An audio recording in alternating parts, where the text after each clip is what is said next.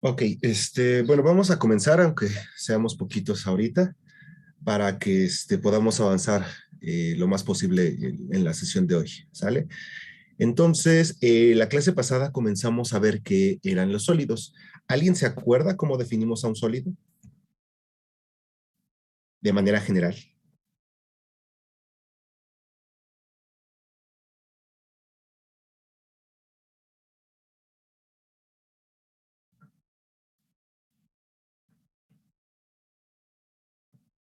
Sí, de manera general lo definimos como un material con estructura física definida y con volumen y forma propia.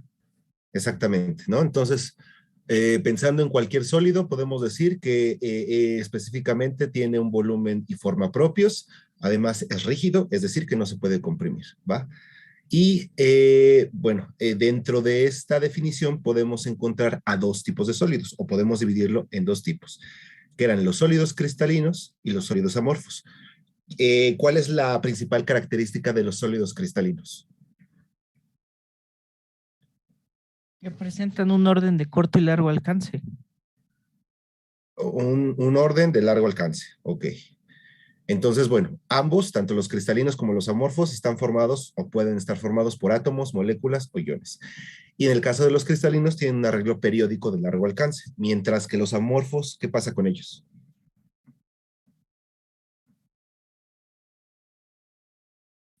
Su arreglo es desordenado, ¿no? Composiciones aleatorias. Exactamente, tiene un arreglo desordenado y hay una posición aleatoria. Y aquí veíamos la representación de cada uno de los casos, ¿no? En el caso de los sólidos cristalinos, vemos que las posiciones están definidas y tienen cierta periodicidad, mientras que en el caso de los amorfos no hay una periodicidad definida y la posición es diferente en cada punto, ¿no? No hay una secuencia. Entonces también vimos que dependiendo del tipo de sólidos va a haber una fuerza responsable a la que podamos atribuir la formación de este tipo de sólidos. En el caso de los cristalinos, habíamos hablado de presencia de enlaces iónicos, covalentes y fuerzas de interacción como las de puente de hidrógeno, ¿no? O combinación de diferentes fuerzas. Y en el caso de los amorfos, principalmente son enlaces covalentes y interacciones como la de puente de hidrógeno. También habíamos comentado que la cristalografía nos ayudaba a estudiar de qué manera los átomos, si pensamos en un cristal formado por átomos, pueden estar acomodados dentro de un sólido, ¿no? Y de aquí teníamos el concepto de red cristalina. ¿Alguien se acuerda cómo definíamos la red cristalina?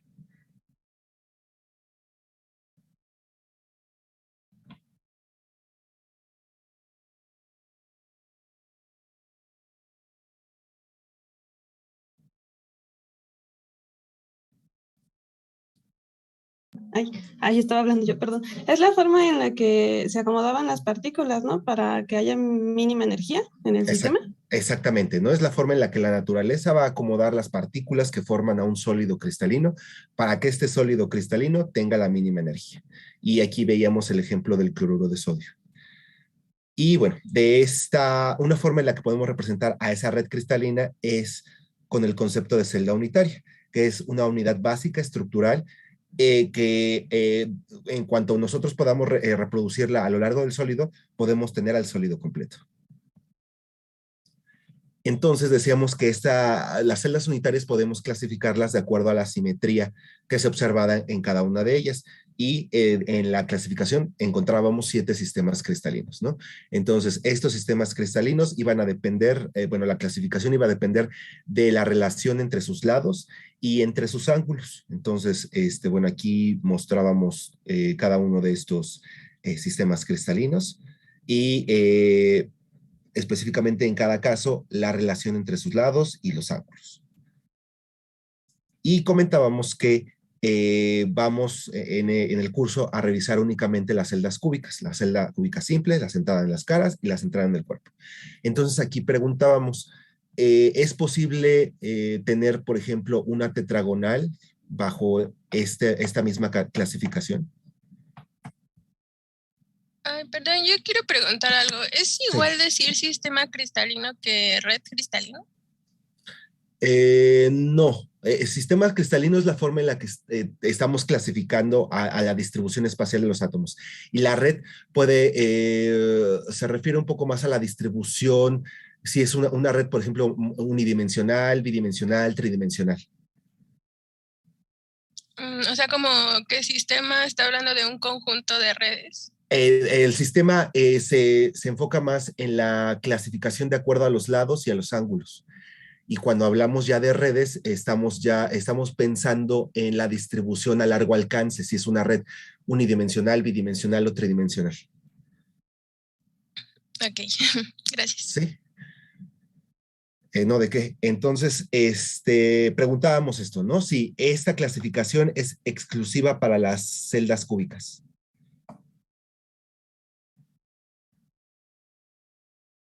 ¿Se acuerdan que habíamos comentado al respecto?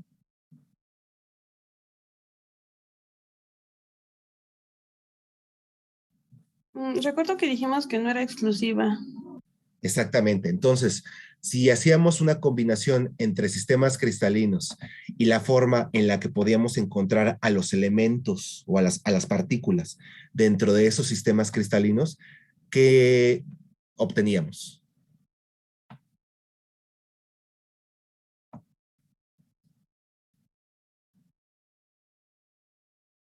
Las redes de Bravais.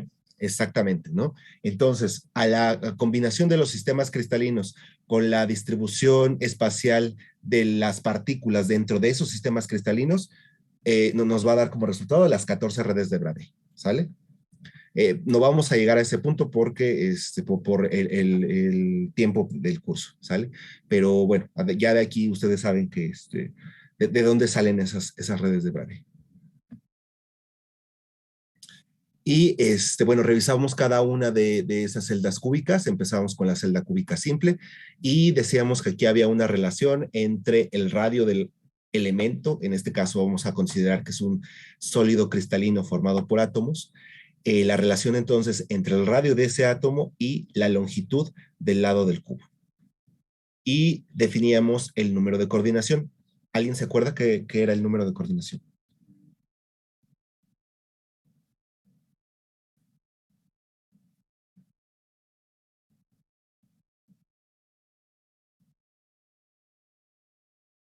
Perdón, ¿cuál era la pregunta?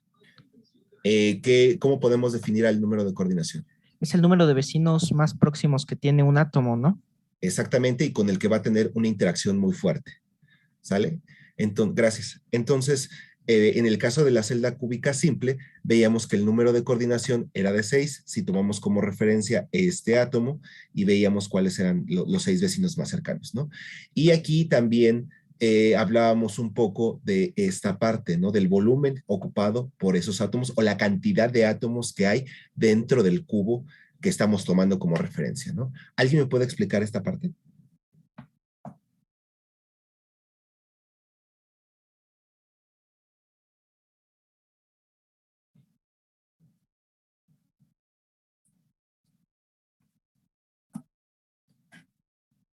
Bueno, esta celda está conformada por un solo átomo y el átomo forma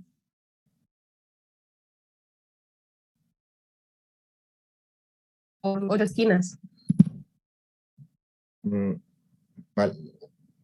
Paloma eras, creo que se fue. Bueno, como el audio de Paloma no era muy bueno, entonces no escuchamos exactamente bien qué quería decir. ¿Alguien más que quiera participar? Ah, ya regresó. Me imagino que Paloma estaba diciendo que eran los átomos vecinos que estaban en el átomo central, ¿no? Tomamos de referencia el átomo que está en la esquina de abajo. Y sobre eso usamos los átomos vecinos, contamos los átomos vecinos que están en cada vértice o cada esquina. Ok, bueno, en el caso del número de coordinación sí, pero cuando ya hablamos de la celda cúbica, por ejemplo, una celda cúbica sería esta. Entonces, dentro de esta celda cúbica, los 6 átomos que forman, que representan el número de coordinación, no están dentro de esta celda. Entonces, ¿qué pasa específicamente en este volumen definido por el cubo? Bueno, pues es que esa celda tiene interacción con 8 átomos, ¿no? Bueno, está conformada por 8 átomos, pero dentro de la celda no está totalmente el átomo, sino que solamente hay un octavo de él. Entonces lo que hacemos es poner un octavo de ese átomo por los 8 átomos que están ahí. Bueno, o sea, 8 átomos que tienen un octavo, y ya con eso sabemos que tiene un átomo en total dentro de la celda cúbica. Exactamente, ¿no? Entonces, si nosotros tomamos la celda cúbica, como esta, y revisamos exactamente qué volumen es el que está dentro de esa celda, vemos que como hay un átomo en cada esquina, como aquí lo podemos ver, únicamente un octavo del volumen de ese átomo es el que está dentro del cubo que nosotros definimos. Acuérdense que esto es una definición que nosotros hacemos, ¿no? En la naturaleza ustedes nada más van a ver a los átomos ahí acomodados, pero nosotros tomamos este cubo de referencia para poder estudiar sus propiedades. ¿Sale? Entonces, dentro del cubo que nosotros tomamos como referencia, únicamente va a haber un octavo de cada uno de esos 8 cubos que forman a la celda, ¿sí? Entonces, al momento de multiplicar el número de átomos por el volumen parcial que está ocupado o que está dentro del cubo, vamos a tener que hay solamente un átomo por celda unitaria. La celda unitaria es el cubo, ¿sí? Y hablábamos también de otro concepto que era la eficiencia de empaquetamiento. ¿Alguien se acuerda qué era la eficiencia de empaquetamiento? Sí, es cuando, bueno, me acuerdo cómo se calculaba. Era el volumen del átomo por la cantidad de átomos entre el volumen de la celda. O sea, es como qué tanto átomo ocupa el espacio de la celda en porcentaje. Ajá, es el porcentaje del volumen que está ocupado por el átomo o la partícula que forma el sólido cristalino, ¿sale?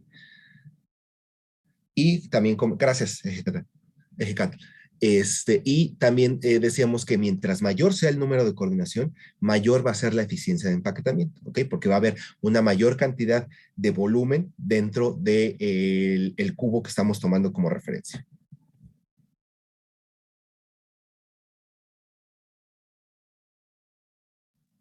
Y bueno, aquí mostrábamos un ejemplo de cómo calcular la eficiencia de empaquetamiento. Teníamos esta ecuación donde la eficiencia de empaquetamiento es igual al cociente del volumen del átomo entre el volumen de la celda, el número de átomos y esto multiplicado por 100, ¿no? Entonces aquí decíamos que el volumen del átomo lo íbamos a considerar como si fuera una esfera. Entonces el volumen de una esfera es 4/3 de pi por radio al cubo. Y además para calcular, bueno, y aquí algo muy importante, como esta es una celda cúbica simple, solamente vamos a considerar que hay un átomo, ¿ok? Como lo revisamos en la diapositiva anterior. Y en el siguiente punto veíamos cuál era el volumen de la celda, pensando que es una celda cúbica. Entonces el volumen de la celda va a ser igual a L al cubo, pero esa longitud tiene que estar en función del radio de los átomos que están formando al cubo.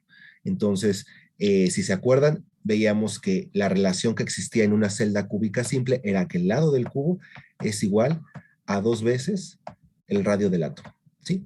Entonces, por eso nosotros podemos sustituir este 2R y elevarlo al cubo y ya tenemos el volumen de la celda unitaria en función del radio del cubo, del radio del átomo, perdón.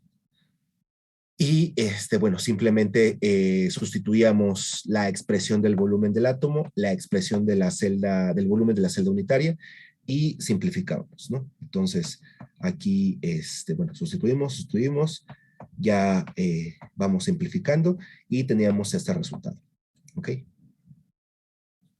Entonces, bueno, ya revisamos el caso de la celda cúbica simple. ¿Qué pasa en el caso de la celda cúbica centrada en el cuerpo? La relación entre el lado del cubo va a ser igual a la cúbica simple. Perdón, la relación entre el lado del cubo y el radio de los átomos va a ser igual que en el caso de la cúbica simple. No. ¿Por qué no? Porque en esta también tenemos un átomo adentro. Ajá. ¿Y eso qué significa? Pues debemos de considerarlo para sacar el radio, bueno, como el lado, también se debe de Ajá, considerar esa, exactamente. basándonos. Ajá, exactamente, ¿no? La distribución espacial de los elementos que forman la celda cúbica va a ser distinta porque va a haber un átomo dentro de la celda cúbica, ¿ok? Entonces aquí, como va a haber un átomo dentro de esa celda, la distribución de los átomos de las esquinas va a ser un poquito distinta y va a haber una separación entre ellas, ¿ok? Entonces no podemos considerar la misma relación de L igual a 2R. ¿Ok? Por este espacio que existe debido al átomo que está dentro de la celda cúbica, ¿ok? Entonces, para poder calcular la relación, o determinar, mejor dicho, la relación entre el lado del cubo y el radio de los átomos, teníamos que utilizar el teorema de Pitágoras, ¿ok? Lo utilizábamos primero a lo largo del, bueno, en todo el cubo, teniendo en cuenta esta diagonal C, y el lado del cubo y esta diagonal B. ¿Por qué teníamos que tomar esta diagonal C como referencia para la primera, para esta primera aproximación?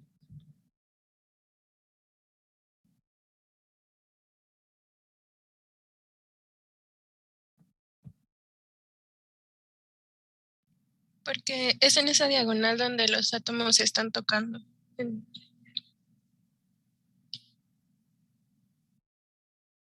Exactamente. Entonces, en esa diagonal que atraviesa todo el cubo, vamos a ver que los átomos, tanto de las esquinas como el central, se van a estar tocando unos con otros, ¿no? Entonces, de esta manera nosotros vamos a tener una distancia en función de esos radios, ¿ok? Entonces, ¿de dónde sale el 4R? Aquí. De los radios de las esferas, si consideramos que son esferas rígidas, tenemos el primero, bueno, un radio de la esquina. ¿Este? Ajá. Ajá. Después tenemos 2 veces el radio porque ahí sí está completa la esfera. Ajá. Y luego tenemos otra vez una mitad. Ok. Entonces, gracias. Entonces, sí, ¿no? Tenemos como esta distancia C o esta diagonal C se forma al momento en que todos los átomos dentro de la celda se están tocando, podemos decir que la C o la distancia de esta diagonal C va a ser igual a 4 veces el radio, ¿sí? Y es por eso que nosotros, que también necesitamos utilizar esa diagonal, ¿no? Para poder tener una variable en función del radio de los átomos. Y aquí, pues únicamente teníamos tomábamos como referencia una de las caras del cubo, porque aquí teníamos como variable L y teníamos esta B, ¿sí? Entonces, podíamos tener el valor de B en función de otro lado, de otra variable que necesitamos para encontrar la relación entre L, que es el lado del cubo, y R, que es el diámetro del átomo. Entonces, utilizando 2 veces el teorema de Pitágoras y sustituyendo en la primera, ya podíamos determinar la relación entre el lado del cubo y el radio de los átomos. ¿Ok? Y aquí, ¿hay alguna duda o pregunta en este desarrollo? ¿Todo bien? Todo bien. Ok, bueno, entonces en este caso veíamos que el número de coordinación ahora era 8 y bueno, aquí veíamos de qué manera, más bien, aquí veíamos cuántos átomos había dentro del cubo, ¿sí? Entonces teníamos que considerar el átomo que está en el centro del cubo, que es 1, y como en el caso anterior, tomábamos 1/8 del volumen de cada uno de los átomos que están en las esquinas y lo multiplicábamos por 8. De esta forma, sabíamos que hay 2 átomos por celda unitaria. ¿Ok? Y otra cosa, como el número de coordinación es más alto respecto a la celda cúbica, entonces la eficiencia de empaquetamiento también iba a ser mayor, ¿no? Y aquí lo podemos ver, que es de 68%.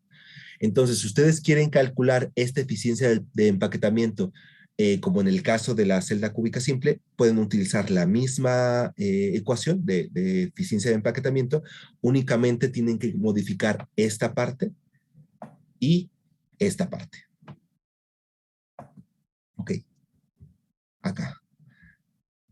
en lugar de que el volumen de la celda unitaria sea 8/3, ustedes tendrían que sustituir aquí el valor de L, que ya encontramos en la celda cúbica centrada en el cuerpo, y aquí, en lugar de utilizar un átomo, como acá lo usamos, aquí tendrían que poner 2. Y de esta manera, ustedes podrían calcular esa eficiencia de empaquetamiento. ¿Ok? Acá era lo mismo. Como la distribución de los átomos es distinta respecto a la celda cúbica simple, entonces también la relación entre el lado del cubo y el radio de los átomos era distinta. Y bueno, aquí únicamente utilizábamos una vez el teorema de Pitágoras y obteníamos esta relación. Entonces seguíamos el mismo concepto, ¿no? De que necesitamos una cantidad donde los átomos se estén tocando de forma diagonal. ¿Y dónde ocurre eso? En una de las caras del cubo. Acá también veíamos que el número de coordinación era más alto, 12, y también había mayor cantidad de átomos por celda unitaria, que era 4. Y por supuesto, la eficiencia de empaquetamiento también era más alta. Y bueno, aquí en forma de resumen veíamos una tabla de cada uno de los casos y el número de átomos por celda unitaria, su número de coordinación, la relación entre la longitud del cubo y el radio del átomo en cada caso y la eficiencia de empaquetamiento. Y también revisábamos otro tipo de empaquetamiento que es el empaquetamiento compacto. Entonces decíamos que acá íbamos a considerar que iba a haber una capa de cierto tipo de átomos, otra capa con otro tipo de átomos, y bueno, iban a acomodarse una sobre otra. Entonces decíamos que de esta forma podemos tener dos tipos distintos de estructuras cristalinas y en cada una de ellas el número de coordinación iba a ser de 12 y la eficiencia de empaquetamiento de 74%, ¿no? La primera de ellas era la hexagonal compacta y la otra era la cúbica compacta, ¿no? Que es exactamente lo mismo que la FCC. Aquí, bueno, ya entrábamos más en la parte de la clasificación de los sólidos cristalinos de acuerdo a las partículas que los forman. Entonces decíamos que podemos tener sólidos moleculares, iónicos y atómicos. ¿Alguien se acuerda cuáles eran las principales características de los sólidos moleculares que aquí revisamos?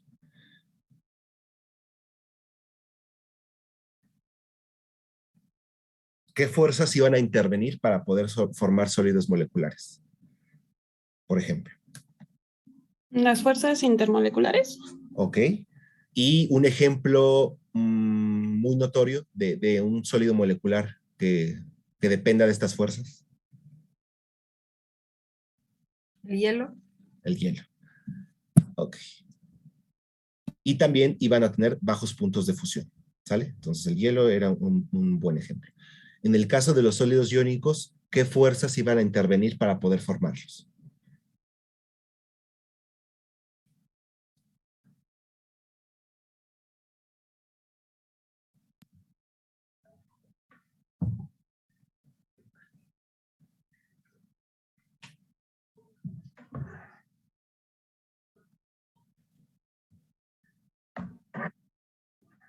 Era la de por enlaces, ¿no? Ajá. Los iones y las cationes. Ajá. Exactamente. Entonces eran enlaces iónicos, ¿sí? Y, bueno, iban a tener puntos de ebullición muy altos, perdón, puntos de fusión muy altos, ¿no? Y un ejemplo era la sal de mesa. En el caso de los sólidos atómicos, teníamos, bueno, los cristales iban a estar formados por átomos y había 3 clasificaciones. Aquellos átomos que no estaban enlazados y un ejemplo eran los sólidos de los gases nobles, ¿no? Entonces, en este caso, iban a estar unidos gracias a fuerzas de dispersión. Otro caso era los sólidos atómicos metálicos. Aquí el responsable de la formación de esos sólidos iba a ser el enlace metálico, ¿ok? Y aquí iba a variar el punto de fusión de acuerdo al tipo de elemento del que estuviéramos hablando. Y finalmente teníamos los sólidos atómicos formados por redes covalentes. Acá el responsable de la formación de estos sólidos cristalinos iban a ser los enlaces haces covalentes y también iban a tener altos puntos de fusión. Y como ejemplo, mostrábamos al cuarzo. ¿Ok? Entonces, bueno, vamos ahora a revisar cada caso en particular para ver qué otras propiedades podemos encontrar en cada uno de ellos. ¿Ok? Entonces, bueno, ¿hay alguna duda, pregunta respecto a lo que vimos de sólidos? Antes de continuar. No, todo bien. ¿Todo bien? Ok. Entonces, si estamos hablando de sólidos moleculares, ¿qué tipo de partículas van a formar a los sólidos cristalinos? A este tipo de sólidos cristalinos.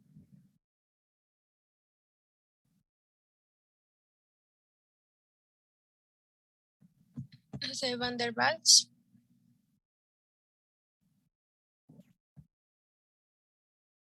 No, me refiero a qué tipo de partículas. Si estamos hablando de Moléculas. sólidos, exactamente. Entonces, Ah, ya. la celda unitaria va a estar ocupada por moléculas, ¿ok? Y las responsables de que esas moléculas formen sólidos cristalinos, ahora sí, van a ser fuerzas intermoleculares. ¿Cuáles fuerzas intermoleculares? Pueden ser fuerzas de dispersión, interacciones dipolo-dipolo y específicamente puentes de hidrógeno. Entonces,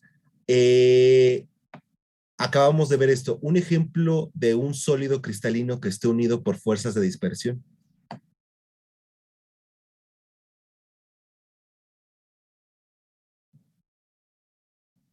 Lo acabamos de ver en la diapositiva anterior.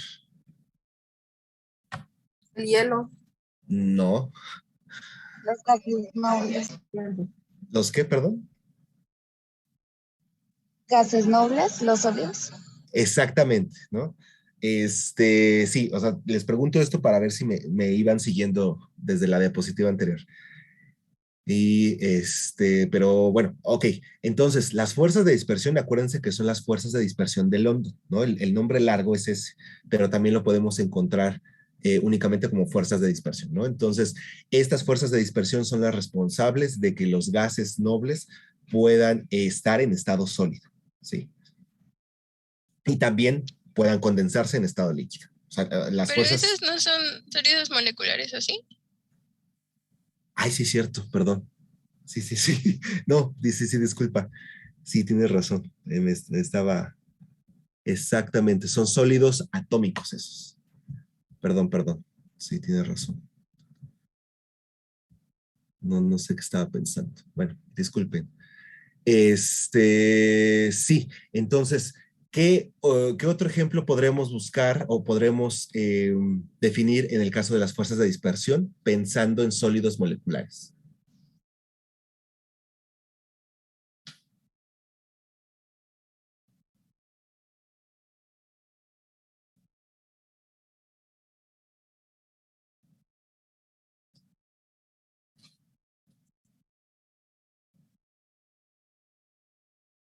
¿Cómo? ¿Podría repetir la pregunta? O sea, si nosotros pensamos en sólidos moleculares, ¿qué ejemplo podríamos dar de un sólido que esté unido por fuerzas de dispersión? O que dentro de sus moléculas existan fuerzas de dispersión y que esa sea la razón por la que podemos encontrar a cierta especie en estado sólido.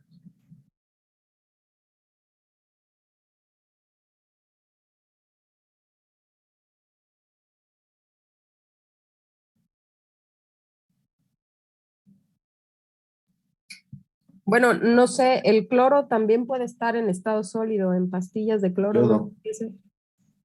¿No? Ajá. El yodo, exactamente, ¿no?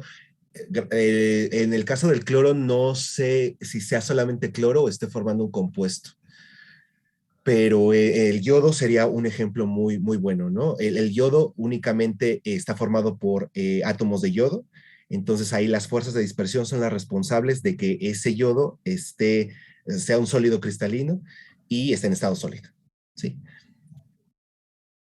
Ok, entonces, gracias a todos. Y sí, disculpen por ahora el ejemplo, pero aquí me norteé un poco.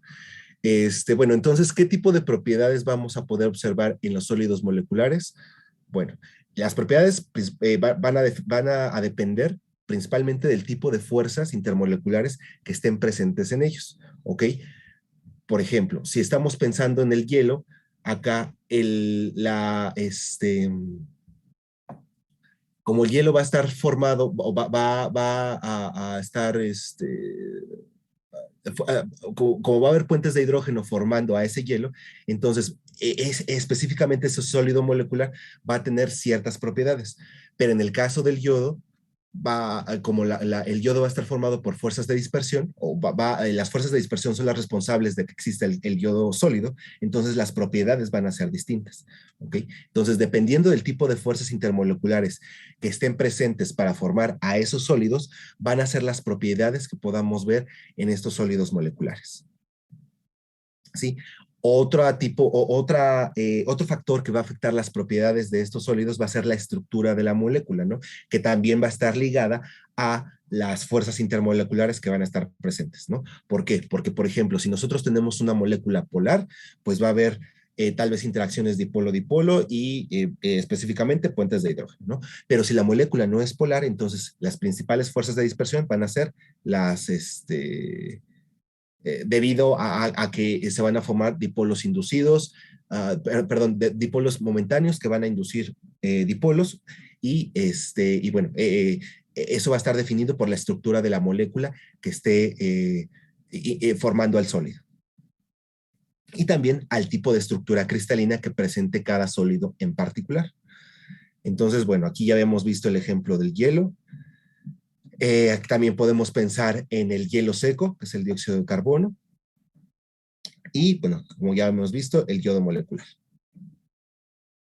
Y otra cosa, aquí algo que comparten todos los sólidos moleculares o la gran parte de estos sólidos moleculares es que las temperaturas de fusión van a ser menores o iguales a 100 grados centígrados, ¿ok?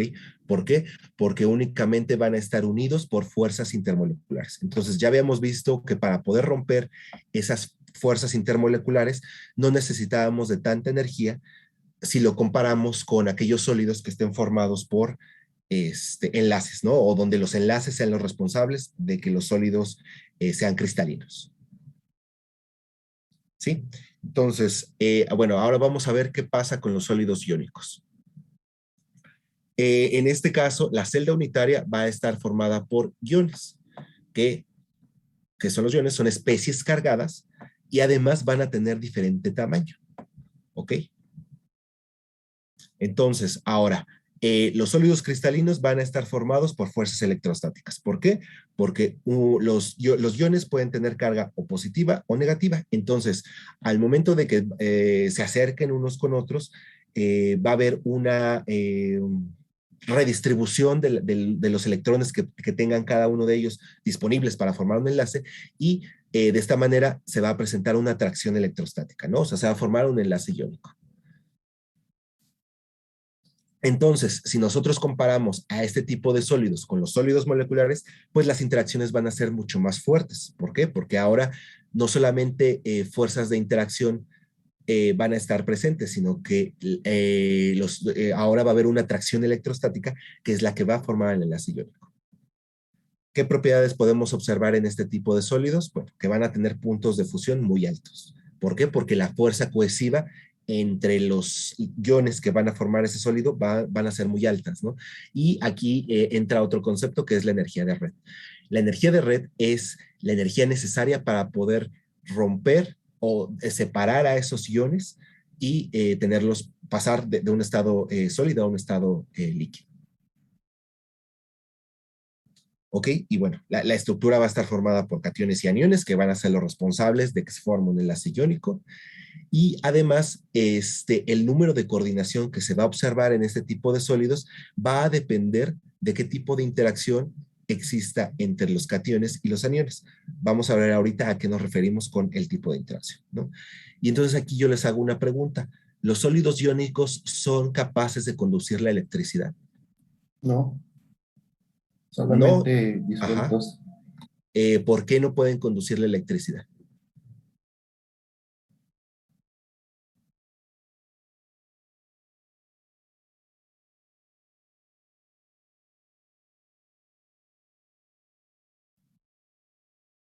Porque sus electrones no están sueltos por ahí. Ok. Sí, exactamente, ¿no? Entonces, para que un material pueda conducir la electricidad, necesitamos que los electrones estén de cierta forma libres y que puedan fluir a lo largo del material, ¿no?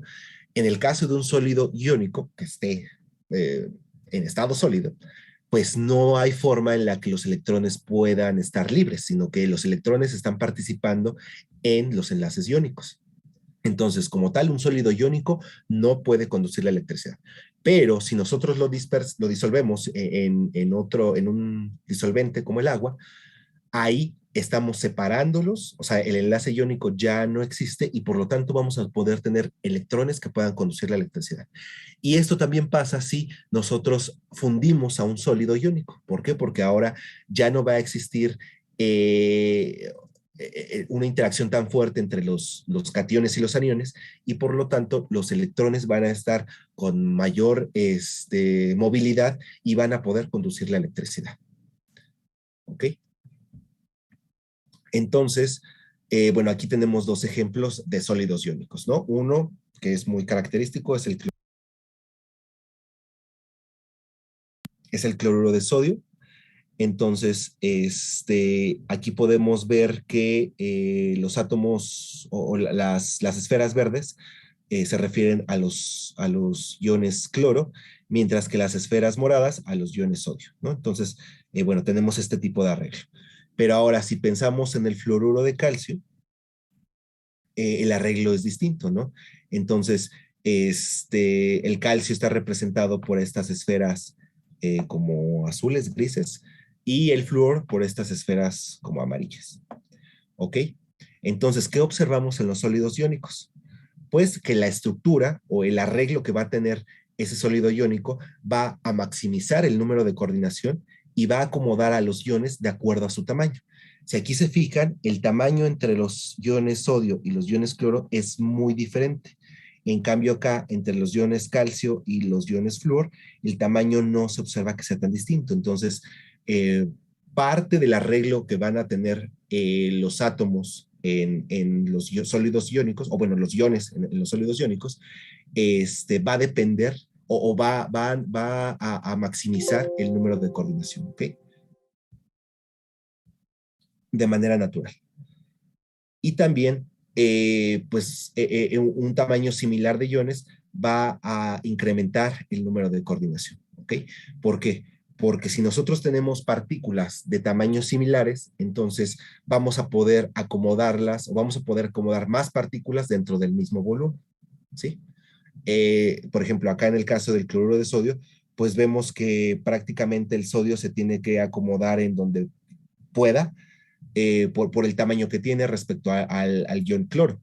Pero en el caso del fluoruro de calcio, pues aquí hay un arreglo distinto porque el tamaño de ambos es muy parecido. ¿Okay? Entonces vamos a ver diferentes casos de acuerdo al tamaño de cada uno de los iones que formen un sólido iónico. Entonces, ¿qué pasa cuando los iones tienen un tamaño similar? Aquí tenemos al cloruro de cesio. En el cloruro de cesio, pues el ion cesio va a tener este tamaño, mientras que el ion cloro va a tener este tamaño, ¿no? Entonces, prácticamente son iguales, ¿no? En cuanto a tamaño. Entonces, ahora el número de coordinación respecto al átomo de cesio es de 8. ¿Alguien me puede decir por qué es 8 el número de coordinación del cesio? Porque tiene 8 vecinos de cloro. Ok. Es una, ¿qué? Es una BCC, ¿no? Es una estructura cúbica centrada en el cuerpo, ¿no? Porque tenemos a un átomo o a un ion central y hay átomos en las esquinas de este cubo, ¿ok? Entonces, es eso. Entonces, la celda unitaria va a estar formada por un ion cesio, que es el que está dentro de la estructura cúbica, y va a estar formada por un ion cloro. ¿Por qué un ion cloro?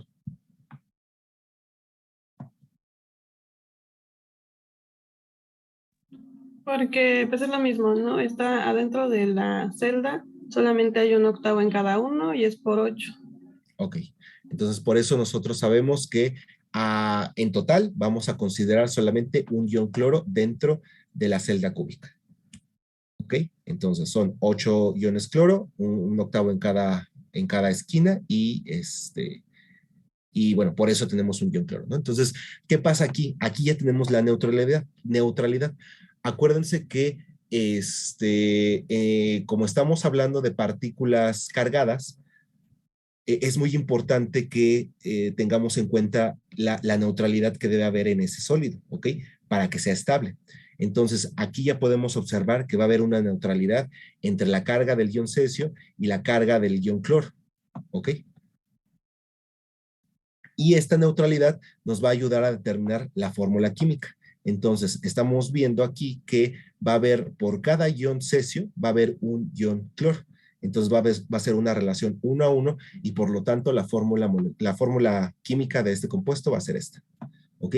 Entonces, aquí lo que podemos ver es que la relación o el arreglo espacial de los átomos dentro de la celda nos va a ayudar también a identificar o a corroborar la fórmula química que posee el compuesto. ¿Ok? Ahora, ¿qué pasa cuando el tamaño de los iones es distinto? Ya habíamos visto el ejemplo del cloruro de sodio, ¿no? Aquí el ion sodio va a tener un tamaño de 97 picómetros, mientras que el ion cloro tiene prácticamente el doble. Entonces, bueno, con la representación que tenemos acá, podemos ver que sí, ¿no? O sea, la diferencia entre los radios de uno y otro va a ser muy distinta. Entonces, debido a que este tamaño es muy distinto, pues entonces los iones deben acomodarse como puedan, ¿no? Para que precisamente conservemos esta condición de neutralidad. ¿Ok? Entonces ahora el número de coordinación, en el caso de compuestos iónicos donde los iones tengan un tamaño distinto, va a estar limitado por el número de aniones que puedan colocarse alrededor del catión, que quiere decir que los aniones son los que van a formar la estructura principal de la celda cúbica. ¿Ok? Entonces, si nosotros quitamos, por ejemplo, todos los iones sodio, todas las esferitas moradas, y dejamos únicamente las esferas verdes, ¿qué tipo de estructura podíamos observar? ¿Una celda cúbica de qué tipo? ¿Entrada en el cuerpo? No. Entrada en las caras, ¿no? Exactamente. Tendremos una celda cúbica Sí. centrada en las caras, ¿ok? Porque estamos viendo que en cada una de las caras va a haber un ion cloro y además de los iones cloro que están en las esquinas, ¿ok? Entonces, aquí a esto se refiere, ¿no? Que el número de coordinación va a estar limitado por el número de aniones que puedan colocarse alrededor del catión. Entonces, los iones cloro son los que van a definir la estructura de esa celda, mientras que los iones sodio van a acomodarse en los espacios que pueda haber dentro de esa celda, ¿sí? ¿Para qué? Para conservar este criterio de neutralidad. Entonces vamos a ver más específicamente qué ocurre aquí. Bueno, entonces ya habíamos visto, ¿no? Los iones cloro van a estar colocados en la estructura, en el enrejado que nosotros proponemos y van a formar una estructura cúbica centrada en las caras. ¿Todos ven por qué es una celda cúbica centrada en las caras? ¿Todos pueden observar por qué estamos definiendo a este compuesto de esta manera?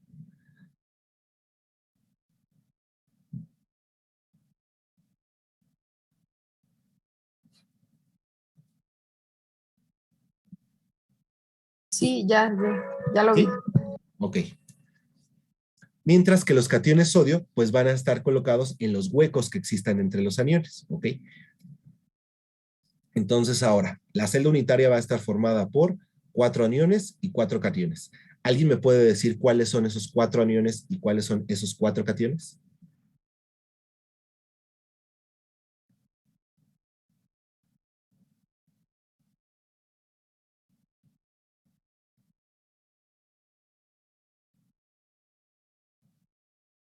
Pues los 4 aniones son los del cloro. Ajá. Son las esquinas de la celda unitaria. Ajá. Forma un átomo y pues los otros que están centrados en la cara son los otros 3 átomos, que ya forman los 4 aniones. Ajá. Y los cationes son los que están en los intersticios, ¿no? Ajá. Ya ahí también va sumando las fracciones, cada uno, y el central, y ya tienen los 4 cationes. Eso.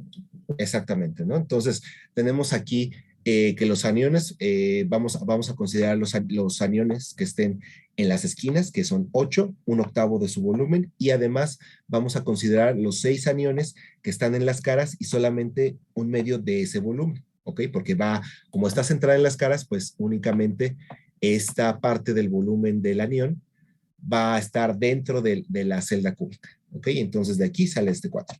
Y en el caso de los cationes, vamos a observar que va a haber 12 cationes que van a participar con un cuarto de su volumen total. ¿Quiénes son esos 12 cationes? Pues son todos los que rodean o los que están en las aristas de la celda cúbica, ¿ok? Entonces son 4 en la base, 4 en la parte de arriba, son 8, 9, 10, 11 y 12. ¿Ok? Más el anión, el catión, perdón, que va a estar en la parte central. Y de esta manera tenemos a los 4 cationes, ¿no? Entonces, nuevamente aquí podemos observar una relación 1 a 1. ¿Para qué? Para que exista una neutralidad. Y también con esto podemos determinar la fórmula química del compuesto, ¿sí? Entonces, va a haber por cada ion sodio, va a haber un ion cloro. ¿En dónde más podemos ver un tipo de estructura como este? Pues en todos estos compuestos. ¿Ok? Entonces, ¿se quieren tomar un receso o continuamos?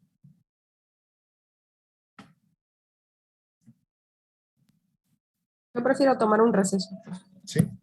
Bueno, entonces nos vemos en 5 minutos.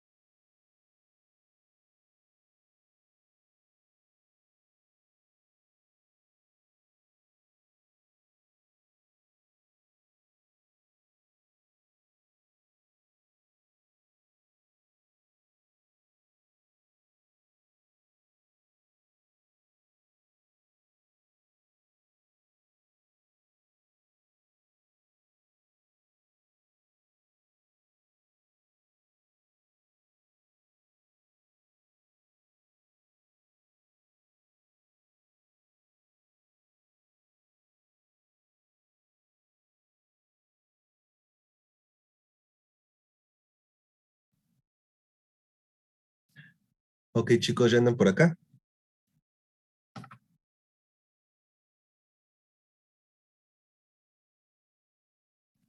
Sí, aquí. Ok, entonces vamos a ver un ejercicio donde podamos ver de qué manera nos va a servir toda esta información que estamos revisando. Ok, entonces, bueno, el ejemplo dice, la longitud del lado de la celda unitaria del cloruro de sodio es de 564 picómetros. ¿Cuál será la densidad del cloruro de sodio en gramos por centímetro cúbico? Entonces, pues aquí únicamente nos están dando la longitud de ese lado, ¿ok? Entonces, ¿qué podemos hacer? Bueno, para calcular la densidad necesitamos conocer la masa de la celda unitaria, ¿ok? ¿Por qué? Porque la densidad es la relación entre la masa por el volumen, ¿no? De forma indirecta nosotros podemos calcular el volumen con este valor, pero ¿de dónde vamos a sacar la masa? Pues vamos a utilizar la relación o la cantidad de iones sodio y de iones cloro que están presentes en la celda unitaria, ¿ok? Y de aquí podemos calcular la masa total utilizando un concepto que no sé si ya revisaron, pero ahorita lo vamos a revisar, ¿sí? Entonces, bueno, lo primero que tenemos que saber es que cuántos iones sodio y cuántos iones cloro va a haber presente en la celda unitaria. Entonces, como ya revisamos en la diapositiva anterior, encontramos que va a haber 4 iones de cada especie, 4 iones sodio y 4 iones cloro. ¿Ok? Entonces, para calcular la masa que va a estar dentro de esa celda unitaria, simplemente multiplicamos 4 por la masa atómica de cada uno de estos elementos, ¿ok? Considerándolo como elemento. Entonces, esta masa es la del sodio y esta masa es la del cloro. ¿Ok? Y bueno, estas unidades son unidades de masa atómica en inglés. Entonces, bueno, hacemos esta multiplicación y encontramos que la masa total en la celda unitaria va a ser de 233.8 unidades de masa atómica. ¿Ok? Entonces, ahora vamos a convertir las unidades de masa atómica a gramos. ¿Cómo lo hacemos con este número? ¿Alguien me puede decir qué es este número? ¿O de dónde sale? Número de Avogadro. Exactamente. Entonces necesitamos el factor, como factor de conversión, el número de Avogadro para poder transformar las unidades de masa atómica a unidades de masa.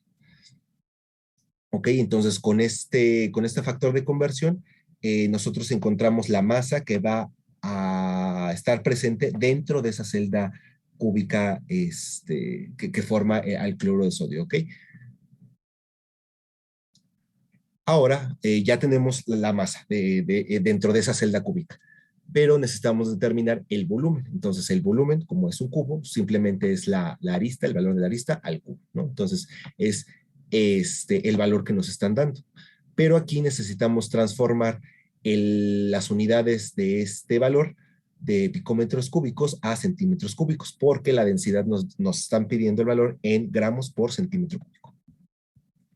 Entonces, bueno, hacemos la conversión, partimos del valor de 564 picómetros al cubo y hacemos la conversión primero a metros y después a centímetros cúbicos y tenemos ya el volumen en centímetros cúbicos. Entonces, finalmente, para calcular la densidad, dividimos la masa que determinamos en la diapositiva anterior, que es esta, entre el volumen de la celda unitaria, utilizando el valor de la longitud del cubo que estamos tomando como referencia en centímetros cúbicos, y de esta manera podemos calcular la densidad. ¿Ok? También podemos hacer un cálculo de manera inversa, que nos den la densidad, que es una magnitud que podemos medir de forma macroscópica, y conociendo la masa podríamos determinar el volumen de la celda unitaria. ¿Ok? Entonces, es por esto que también es importante revisar todos estos aspectos, ¿no? Porque podemos relacionarlos con propiedades macroscópicas como esta.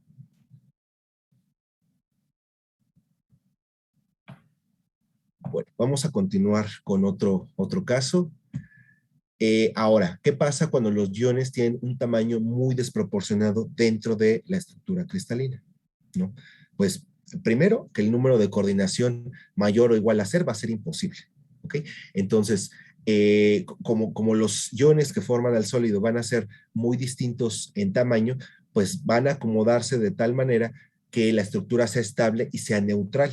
Entonces, en muchos de los casos, un número de coordinación o el número de vecinos que pueda haber alrededor de un ion de referencia, pues va a ser menor a 6. ¿Ok? Y aquí tenemos un ejemplo, el sulfuro de zinc.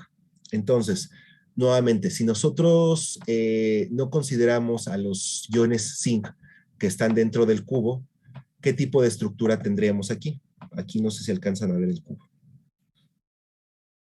Si únicamente pensamos en los átomos que están formando las caras, ¿no? Exactamente. ¿Sí? ¿Todos de acuerdo? ¿Por qué es centrada en las caras? Sí. ¿Seguros? A ver. Vamos a preguntarle a Jesús Jiménez. Sí. ¿Me puedes decir por qué es centrada en las caras, por favor? Porque tiene un átomo en el centro de cada cara. A ver, ¿cuál es el átomo del centro de cara a cara? ¿Me puedes ayudar a señalarlos? Pues el azufre, ¿no?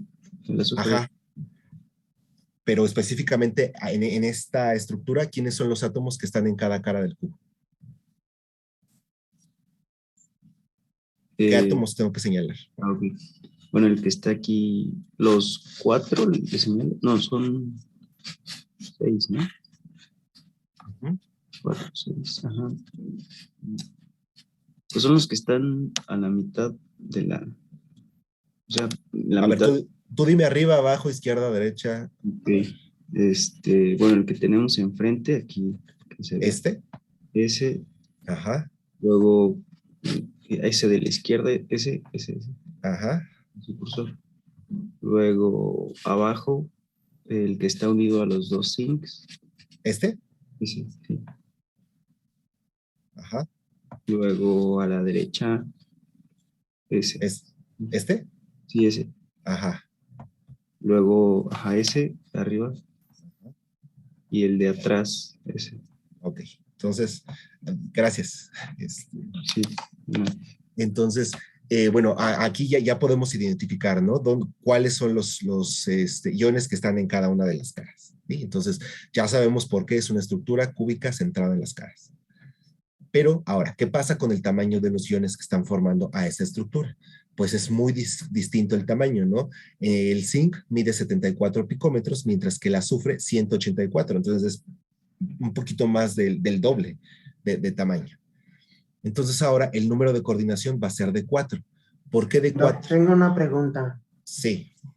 Por ejemplo, ahí que el tamaño del zinc es menor que el tamaño del azufre, ¿no es más viable que sea el zinc el que sea el centrada de la cara?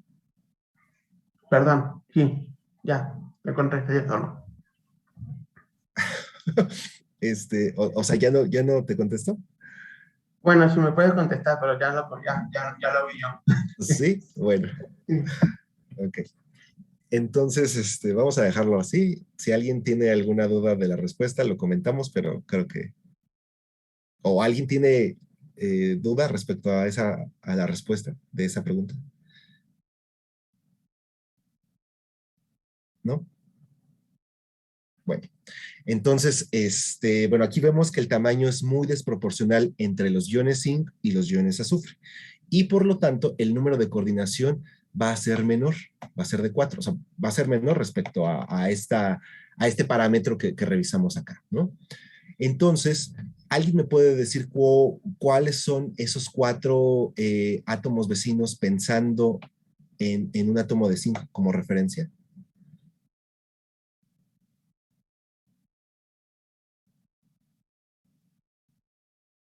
¿Quiénes serían sus 4 vecinos más cercanos?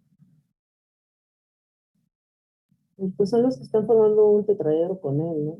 Exactamente.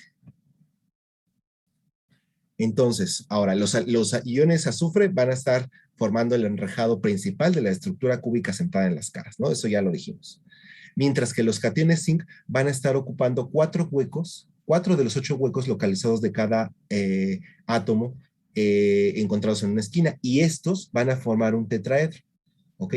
Entonces, los iones azufre van a estar colocados en ciertas posiciones y dentro de esas posiciones van a formar un tetraedro, ¿ok? Una estructura con 4 lados. Y entonces, dentro de esos huecos tetraédricos, los cationes zinc se van a poder acomodar, ¿ok? ¿Por qué solamente hay 4 iones zinc? Si pudiera haber un poco más de espacio para poder acomodar más.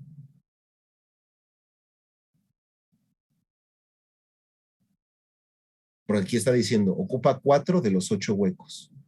Entonces, teóricamente podríamos meter más cationes zinc, ¿no? En la estructura. Pero ¿por qué no es posible esto?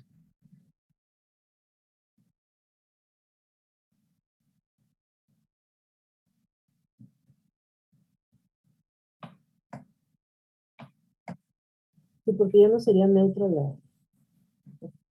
el sólido, ¿no?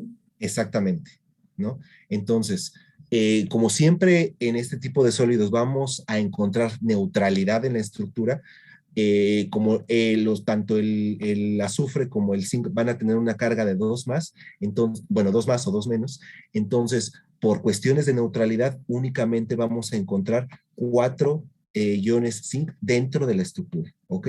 Porque de esa manera se logra la neutralidad y el compuesto es estable. Si nosotros metemos más cationes zinc, no va a ser posible la neutralidad y el compuesto no va a ser estable, ¿ok? Y posiblemente no existe, como evidentemente no existe, ¿ok?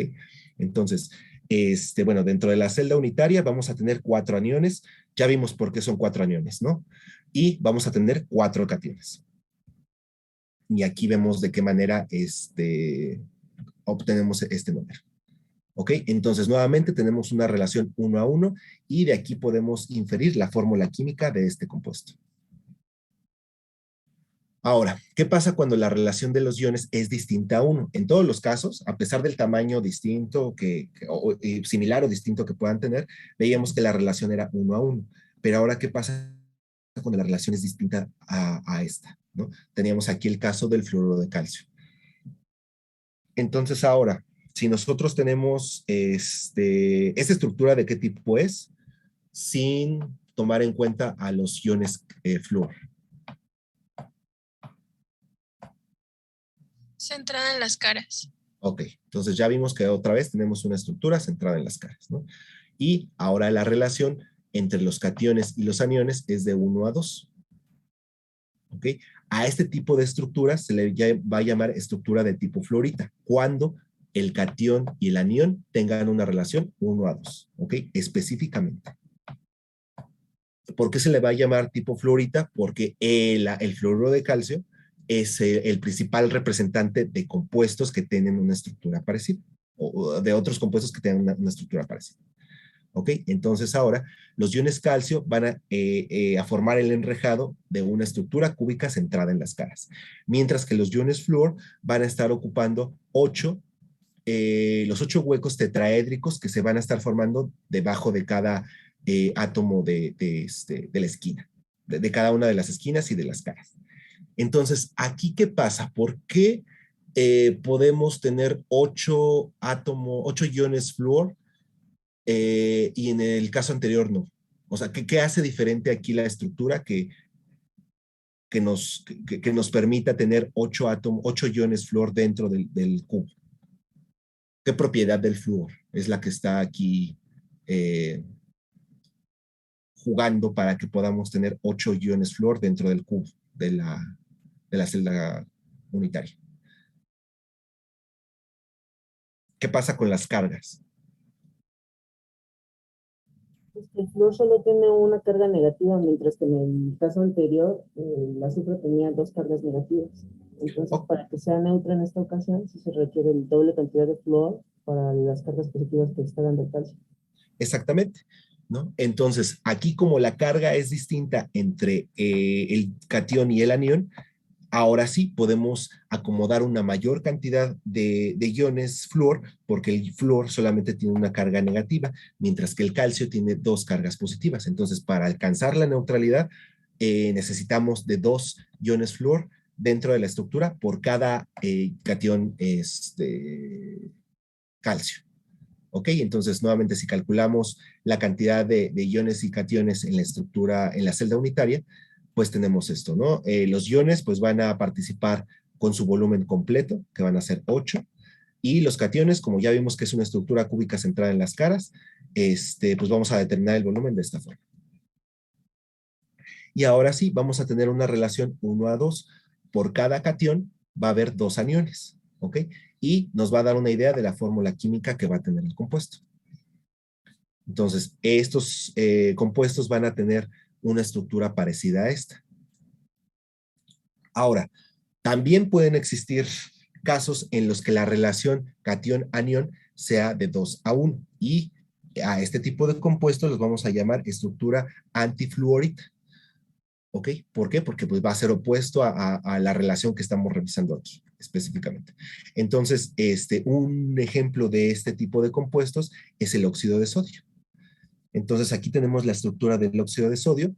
Ahora, el oxígeno, que es el anión, es el que va a estar formando el enrejado principal de la celda unitaria, mientras que el sodio es el que se va a acomodar en los espacios disponibles, en los huecos, y pues para alcanzar la neutralidad vamos a tener ahora 2 cationes sodio por cada ion oxígeno. ¿Ok?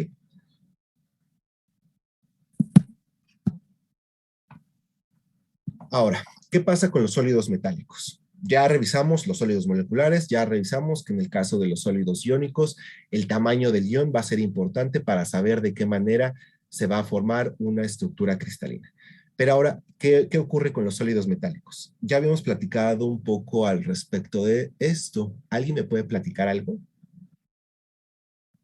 de lo que habíamos comentado antes?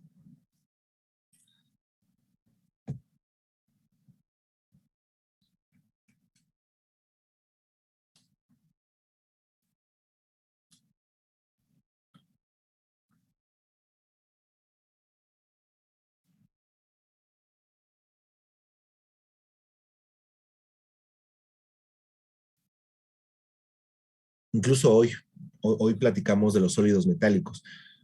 ¿Cuál es por qué tipo de partículas van a formar a los sólidos metálicos, a los cristales de sólidos metálicos? Átomos de metal. ¿Los qué, perdón? Metales, átomos metálicos. Ok, van a estar formados por átomos, ¿no? Eso es lo primero. Entonces, si van a estar formados por átomos, ¿qué va a implicar que esos átomos estén unidos unos con otros para formar un cristal?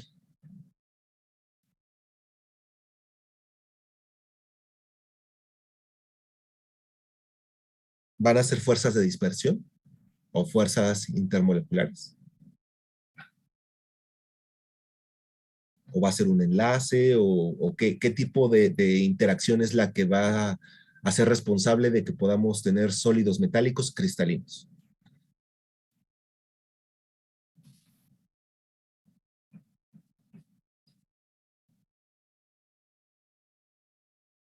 Van a estar unidos mediante enlaces metálicos. Exactamente, ¿no?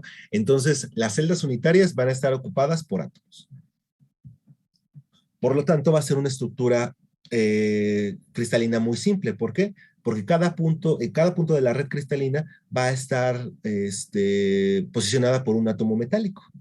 ¿Ok? Y el responsable va a ser el enlace metálico. Entonces, aquí tenemos una representación de ese enlace metálico. ¿Alguien me puede explicar cómo se da un enlace metálico? ¿O qué características, sí, qué características se observan en un enlace metálico?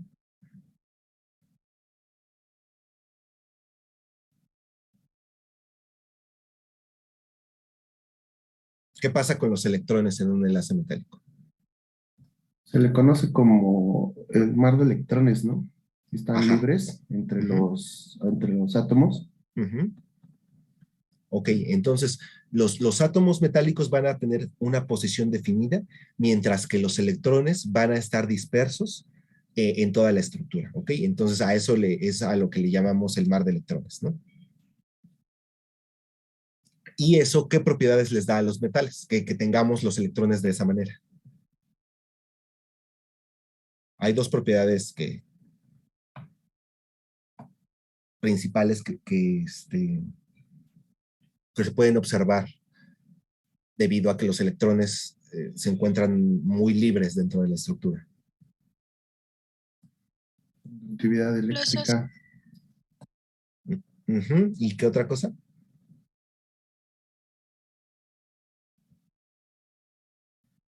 Van a ser muy buenos, exactamente, ¿no? Van a ser muy buenos conductores de calor y electricidad porque los electrones van a estar muy libres dentro de la estructura completa del metal y por lo tanto, pues estas propiedades se ven mejoradas, se ven optimizadas, ¿no? Entonces aquí tenemos una tabla de los diferentes elementos metálicos y la estructura cristalina en la que pueden cristalizar. Entonces, bueno, aquí por ejemplo tenemos a la hexagonal compacta y aquí con este tipo de estructura podemos encontrar al berilio metálico, al magnesio, al titanio, al circonio, al cobalto, al zinc.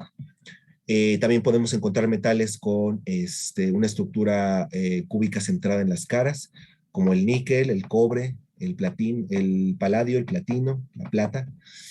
Estructuras cúbicas centradas en el cuerpo, el hierro, el cobre,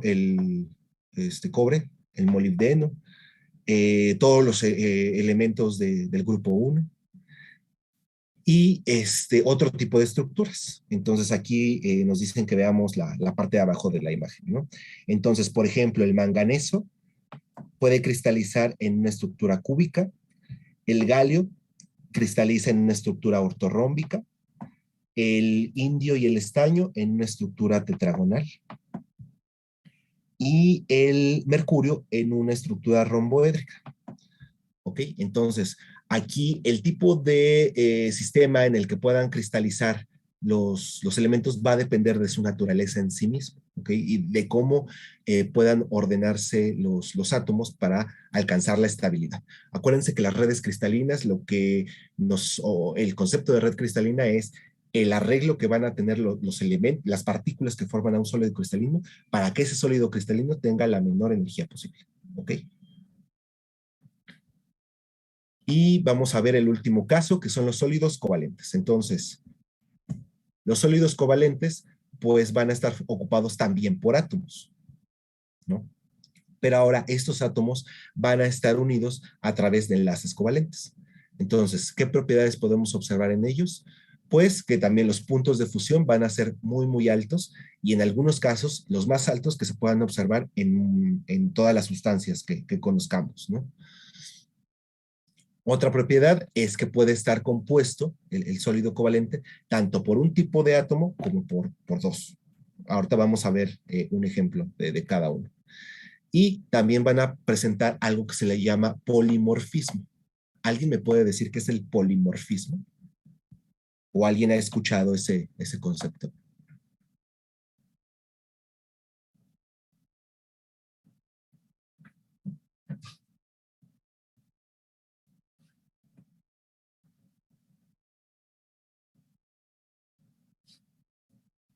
O cuando ustedes escuchan esa palabra, ¿qué se imaginan?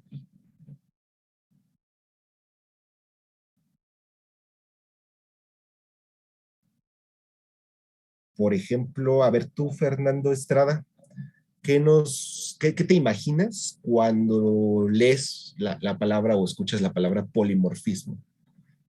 ¿Qué se te viene a la mente? Pues se me viene a la mente que tiene diferentes formas o diferentes estructuras. Ajá. En este caso, se me ocurre que tienen diferentes direcciones en sus estructuras o algo así. Exactamente. Ok. Gracias, Fernando. Entonces, pues sí, el polimorfismo es eso, ¿no? Es un fenómeno en el que los sólidos van a tener diferentes estructuras cristalinas a pesar de estar formados por el mismo elemento o por los mismos elementos. ¿Okay? Ahorita vamos a ver a qué me refiero con esto. Y por lo tanto, como la estructura cristalina va a ser distinta, también las propiedades van a ser distintas. ¿Cómo qué? Como el punto de fusión o la solubilidad. Entonces, aquí un ejemplo muy clásico es el carbono. El carbono puede cristalizar como grafito o puede cristalizar como diamante, ¿ok? Pero en los dos casos, únicamente el sólido va a estar formado por átomos de carbono. Y, bueno, si han leído un poco sobre las propiedades del grafito y del diamante, pues son muy distintas, ¿ok? Pero ¿a qué se debe que sean distintas las propiedades? Pues al arreglo espacial que van a tener los átomos de carbono de acuerdo a la forma en la que van a cristalizar, ¿ok? Entonces vamos a ver en cada caso qué ocurre. Bueno, tenemos al grafito. En el caso del grafito, la hibridación que va a presentar el átomo de carbono es una hibridación sp2. Esto creo que ya lo vieron con el doctor Agileo. ¿Alguien me puede explicar qué es una hibridación sp2? Que se acuerde. ¿O qué ocurre? Algo respecto a la hibridación sp2.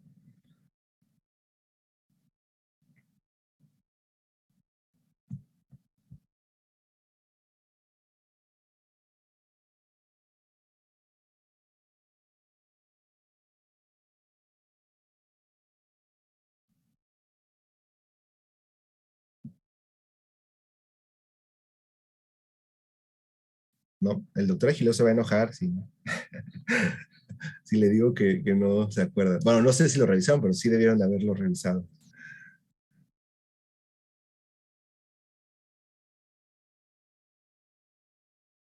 ¿No? A ver, vamos a ver. Angie, Carolina. Profe, yo recuerdo que teníamos como electrones en el nivel S, 2 electrones en el nivel S y pues 2 electrones en el nivel P y que uno del S como que se pasaba al nivel P. Esto para que todos quedaran paralelos y formaba entonces como una estructura donde habían 120 grados de separación. Ok, gracias Angie. Sí. ¿Así? No, sí, está bien, está bien. O sea, yo les dije lo que ustedes se acuerden de esta parte está bien. Entonces sí tienes algunos elementos que podemos rescatar. Entonces déjame preguntarle a alguien más y ahorita continuamos. Gracias Angie por tu participación. A ver, Miguel Ángel, ¿tú qué te acuerdas de la hibridación sp2? O al menos, si pueden googleenlo, ¿no? Pero, digo, si se acuerdan, es mejor que se acordaran, ¿no? Pero bueno, a ver, Miguel Ángel, ¿tú qué te acuerdas de la hibridación sp2?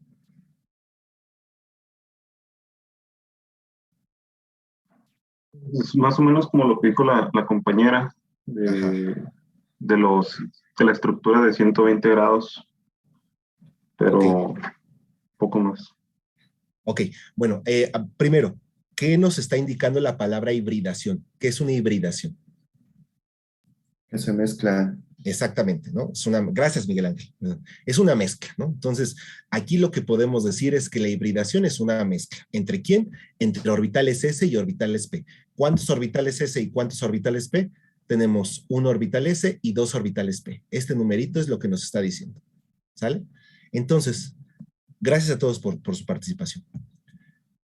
Entonces, ¿qué pasaba en la hibridación sp2? Bueno, aquí tenemos un ejemplo de esa hibridación. Entonces, esta esferita en verde es, vamos a decir que es un átomo de carbono, ¿no? Entonces, esa hibridación sp2 va a formar 3 enlaces, ¿ok? Porque por la estructura del carbono se van a poder formar 3 enlaces con esa hibridación sp2. Entonces, tenemos aquí este carbono, aquí es un enlace, otro enlace, y vamos a esperar a que dé la vuelta. Y aquí va a estar otro enlace, ¿ok? Estos enlaces van a ser simples. Pero, ¿qué pasa? Aquí va a haber un orbital P solito, que va a tener un electrón, ¿sí? O sea, acuérdense que en el caso del carbono, vamos a tener orbitales S y orbitales P, 3 orbitales P. PX, PY y PZ. ¿Ok? Entonces, en la hibridación sp2, estos tres orbitales se van a mezclar, se van a hibridar y van a actuar como un solo orbital, pero vamos a obtener un orbital PZ que no se va a hibridar. Entonces, aquí va a haber un electrón que va a estar disponible para formar otro tipo de enlace. ¿Ok?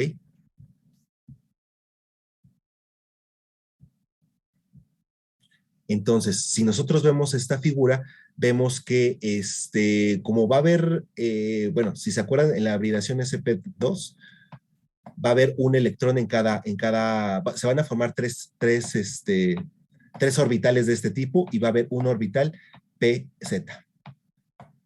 ¿Ok? Entonces, en cada uno de estos va a haber un electrón disponible para formar un enlace. Y aquí va a haber un electrón que esté solito. Entonces, si vemos esta estructura y suponemos que este es un átomo de carbono, pues los tres electrones que van a estar en las hibridaciones sp2, pues van a formar estos enlaces. Un enlace acá, otro enlace acá y otro enlace acá. Mientras que el electrón que esté libre en el orbital P, que no está híbrido, que no está mezclado, va a estar por aquí arriba, con una mayor libertad. ¿Ok? Entonces, ¿qué ocurre en el grafito? En el grafito se va a observar una hibridación sp2. Y por lo tanto, se van a formar láminas de átomos de carbono que van a estar unidos de forma hexagonal. Entonces vamos a ver estas láminas, ¿no? El grafito va a estar formado por láminas hexagonales. Y entonces la estructura que tenga va a ser de este tipo. Van a ser hexágonos en donde entre este átomo de carbono y este átomo de carbono se va a presentar un enlace doble. ¿Por qué un enlace doble? Porque uno de estos enlaces va a ser resultado de la hibridación sp2 y el otro enlace, del doble enlace, va a ser resultado del orbital PZ que no está enlazado. ¿Ok? Entonces, como en el grafito se va a presentar una hibridación sp2 y va además a tener una estructura de tipo laminar formada por átomos de carbono, entonces va entre láminas y láminas, ¿qué vamos a encontrar? Pues vamos a encontrar electrones, ¿no? ¿Por qué? Porque estos átomos de carbono van a tener un electrón, un orbital P sin hibridar, y en ese orbital P sin hibridar va a haber electrones disponibles. Entonces, como va a haber electrones disponibles entre las láminas que formen a esos átomos de carbono, pues van a existir, ¿qué? Fuerzas de dispersión. ¿Ok? En este esquema lo podemos ver mejor. Entonces, este es un átomo de carbono y va a presentar una hibridación sp2.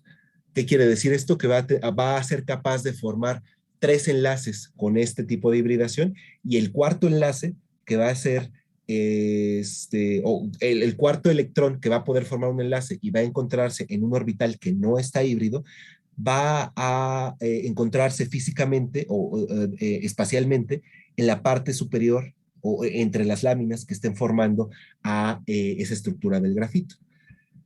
Entonces, pues vamos a tener un esquema como este. Vamos a tener átomos de carbono enlazados formando hexágonos y entre cada una de estas láminas que van a estar formadas por estructuras hexagonales, va a haber electrones en los orbitales PZ que no estén hibridados. ¿Ok?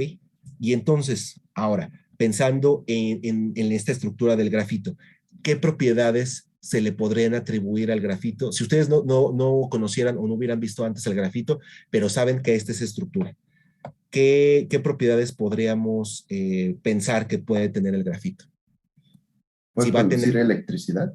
Exactamente, ¿no? Entonces debido a que van a existir electrones con cierta libertad entre las láminas de grafito, pues las propiedades eléctricas van a ser muy, muy buenas, porque va a haber electrones que puedan conducir la electricidad, ¿no? Y además va a haber cierta estabilidad en este tipo de compuesto, porque pues los átomos que forman las láminas van a estar enlazados con una hibridación sp2. ¿Sale? ¿Y dónde podemos utilizar a este material por sus propiedades? Pues en los electrodos. Entonces sí quedó claro esta parte de la hibridación sp2 y cómo es que influye finalmente en las propiedades del grafito.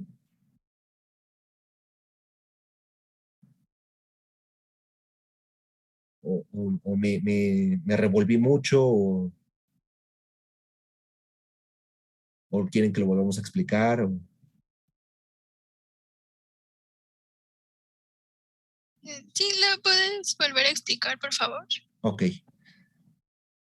Entonces, bueno, decíamos que la hibridación sp2 es la mezcla, en términos, vamos a decir, coloquiales, de un orbital s y dos orbitales p, ¿no? Entonces, en el caso del carbono, vamos a tener un orbital s, un orbital px, py y pz. Entonces, ¿qué pasa aquí? En el orbital S vamos a tener dos electrones y aquí vamos a tener un electrón y otro electrón. ¿Ok? Entonces, uno de estos electrones va a pasar al orbital PZ. Y entonces vamos a tener un electrón en cada uno de ellos.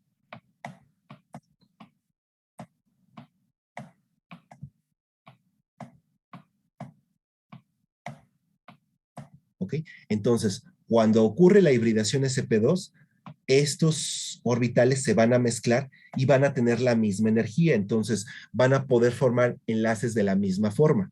Pero ¿qué pasa en este orbital Z, PZ? No se va a formar un enlace de la misma energía que este. Este orbital va a tener una energía mayor. Entonces, ¿qué ocurre? Como vamos a tener una hibridación sp2, estos van a formar enlaces, 3 enlaces, ¿ok? Porque cada uno de estos orbitales, en el S, en el P y en el PX y en el PY, va a tener un electrón, entonces va a formar 3 enlaces. Si aquí vemos el dibujito y pensamos que este es un átomo de carbono, entonces este es un enlace por hibridación sp2, este es otro enlace sp2, y el de aquí en medio es un enlace sp2, ¿no? Entonces ya tenemos 3 enlaces. Pero como vamos a tener además un electrón en el orbital pz, ese electrón es el que va a andar aquí volando, va a andar aquí con mayor libertad, sin estar tan ligado al enlace que se pueda presentar entre un átomo de carbono y el otro, ¿ok? Y va a tener mucha mayor energía. Entonces, ¿qué pasa en el caso del grafito? El grafito va a estar formado por láminas de átomos de carbono. Aquí tenemos la representación, ¿no? Estos son átomos de carbono y van a formar estructuras hexagonales y esas estructuras hexagonales van a formar láminas. Entonces, si nosotros revisamos cómo va a ser la estructura de esta lámina, vamos a ver que los átomos de carbono van a presentar enlaces simples y van a presentar enlaces dobles. Entonces, en esta parte donde se esté presentando el enlace doble, es donde vamos a tener a los electrones en el orbital PZ de mayor energía. ¿Ok? Entonces, como estas láminas, los átomos de carbono van a formar láminas, pues entre las láminas, ¿qué va a haber? Pues van a presentarse fuerzas de dispersión debido a que van a existir electrones pi que van a tener cierta libertad para moverse o reaccionar. ¿Ok? Aquí lo vemos en esta estructura.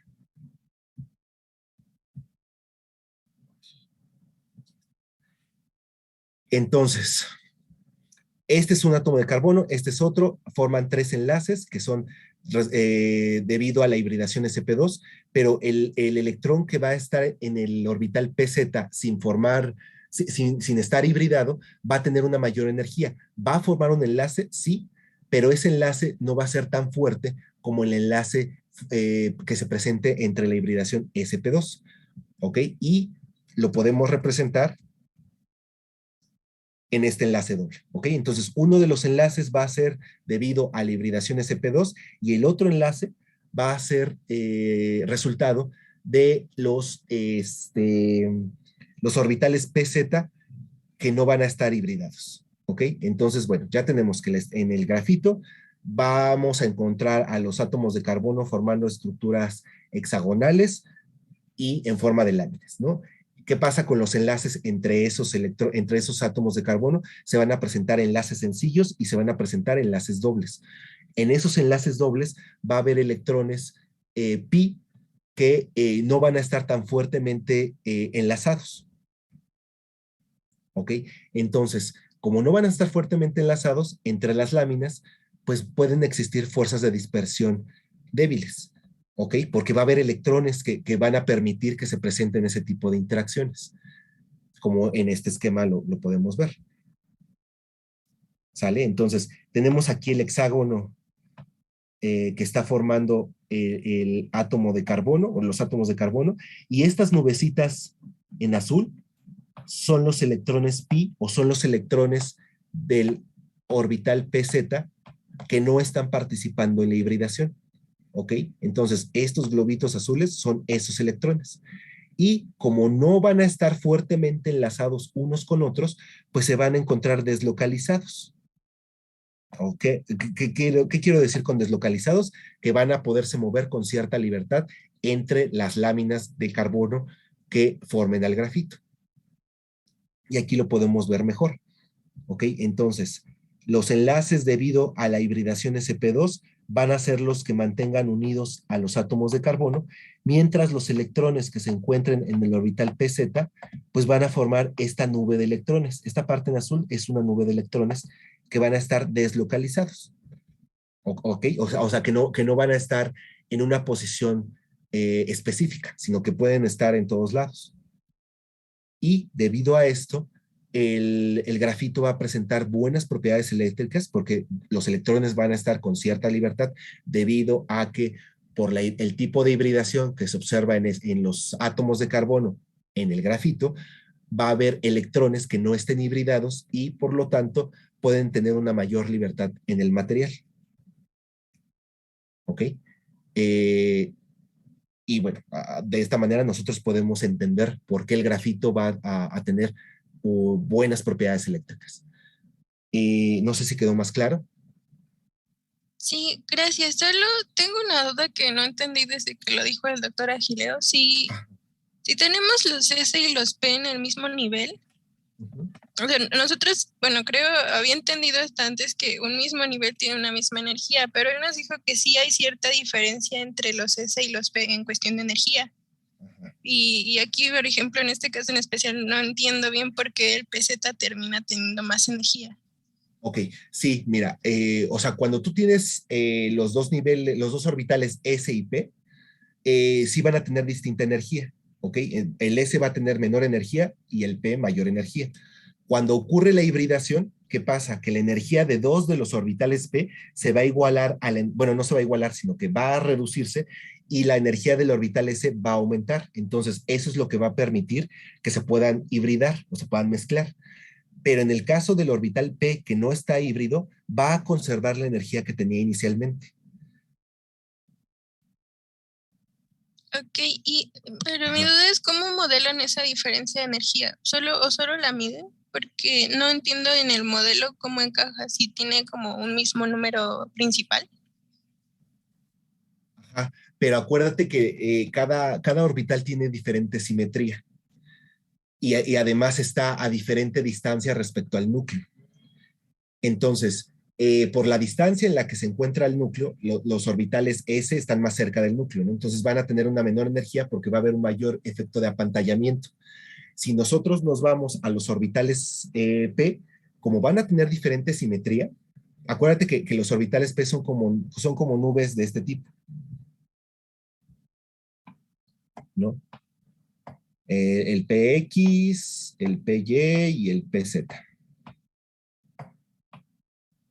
¿Ok? Entonces, específicamente el PZ va a tener este tipo de geometría y el PX y el PY van a ser como orbitales planos, vamos a decirlo así, como que van a estar en el mismo plano, mientras que el PZ va a tener una geometría vertical. Entonces, eso ya le va a conferir diferente energía respecto a los otros dos. O sea, va a haber una ligera diferencia de energía. por- simplemente por la distribución espacial de esos electrones. Ok, va, creo que ¿Sí? ya me quedó O sea, claro. Sí. tiene más que ver con la distribución espacial que con la energía como tal, ¿no? O sea, bueno, los dos conceptos van ligados, pero es muy ligera la diferencia de energía. Es por eso que cuando observamos una hibridación SP2, la hibridación ocurre con el Z y con el Y y con el X, por la posición geométrica que van a tener respecto al orbital Z. Muy bien, muchas ¿Sí? gracias. Ok, bueno. Sí, estos conceptos son un poquito difíciles de entender porque hay que imaginarse muchas cosas, pero bueno, nosotros tratamos de hacerlo lo más digerible para ustedes, ¿no? Entonces, bueno, esto es lo que pasa con el grafito. Pero ahora, ¿qué pasa con el diamante? En el caso del diamante, la hibridación va a ser SP3. Entonces, aquí podemos ver una representación de esa hibridación SP3.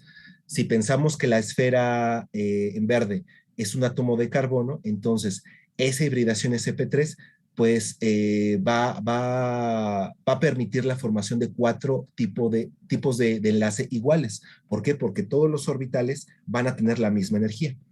Entonces, como ahora los orbitales van a tener la misma energía, pues entonces el átomo de carbono se va a enlazar con 4 átomos de carbono. Si aquí se dan cuenta, el enlace únicamente se presenta con 3 átomos de carbono. Aquí tenemos un átomo y otro átomo. ¿Ok? Son 3 átomos de carbono y este átomo está unido con 3. Pero en el caso del diamante, el átomo de carbono va a estar unido ahora con 4 átomos de carbono, ¿sí? Y por lo tanto, el enlace va a ser mucho más fuerte. En el caso del doble enlace, si se acuerdan, es más reactivo que un enlace simple, ¿no? Entonces, eso se explica precisamente por eso, porque el electrón que esté sin hibridar en el orbital PZ va a ser más reactivo. Pero en el caso de la hibridación SP3, como los 4 orbitales van a estar con la misma energía, entonces los enlaces que formen van a ser mucho más fuertes. ¿Sí? Y entonces, bueno, aquí tenemos la estructura tridimensional de esta especie, ¿no? Del diamante. Entonces, vamos a ver que cada átomo de carbono va a formar enlaces con otros 4 átomos de carbono, ¿sí? Y va a formar una estructura tridimensional. Entonces, ahora, ¿qué pasa? Como vamos a utilizar todos los electrones para formar enlaces, pues los mismos electrones van a estar confinados en esos enlaces. O sea, no va a haber electrones tan disponibles como en el caso del grafito, donde como teníamos ese orbital PZ sin hibridar y sin participar tan activamente en el enlace,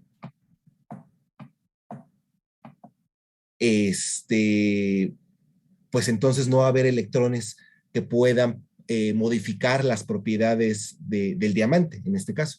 Entonces, si todos los electrones están confinados en los enlaces, ¿qué va a pasar con las propiedades eléctricas?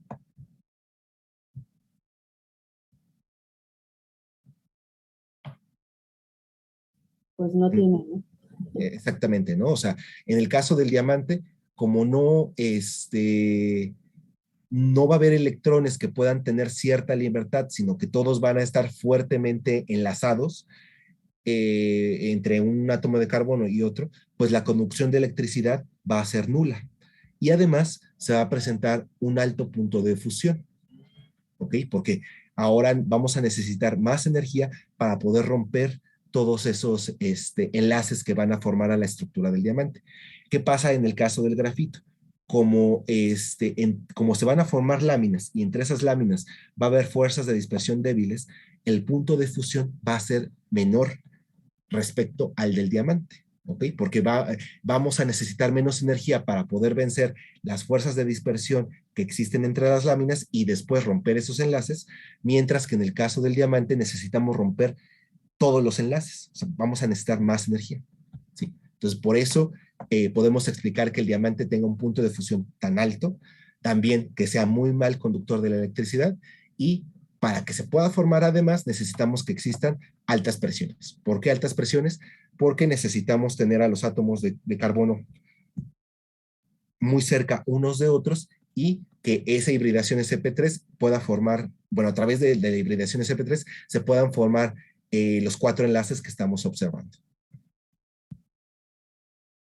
Ok, pero a pesar de que es muy mal conductor de la electricidad, sí es un buen conductor del calor. ¿Sí?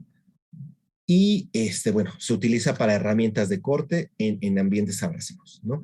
Entonces, bueno, en el caso de los sólidos covalentes, ya vimos que se presenta algo que se llama polimorfismo y ese fenómeno nos dice que el mismo compuesto, que en este caso es carbono, puede cristalizar en diferente forma y esta diferencia en las estructuras cristalinas va a darle diferentes propiedades a cada una de ellas, ¿no? Otro ejemplo de los sólidos covalentes son los silicatos y específicamente son sólidos que son muy comunes, ¿no? En la naturaleza. Entonces, si estamos hablando de silicatos, ¿qué tipos de elementos van a formar a estos materiales?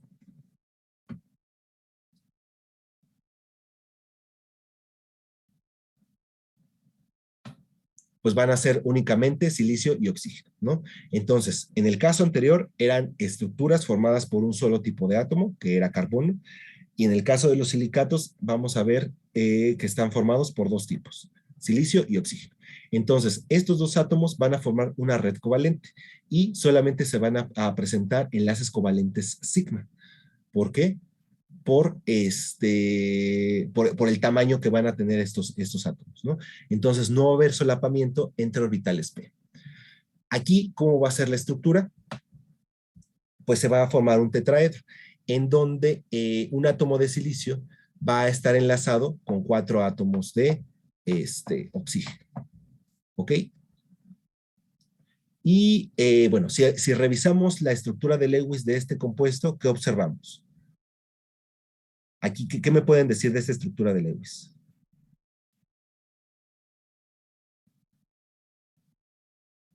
Respecto a la regla del octeto. Al oxígeno le falta un electrón. Ok, entonces primero, en el silicio se cumple la regla del octeto, ¿no? Porque tiene 8 electrones con los que está formando enlaces. Pero en el caso del oxígeno no. ¿Por qué? Porque solamente tiene 7. 1, 2, 3, 4, 5, 6 y 7, ¿no? Con el que está formando el enlace. Entonces, ¿qué va a ocurrir? Como en el caso del oxígeno no se va a completar el octeto, para poder completar el octeto y que la estructura sea estable, entonces el oxígeno va a formar otro enlace con un átomo de silicio, ¿sí? Y de esta manera vamos a tener una estructura tridimensional que es mejor conocida como cuarzo. ¿Ok?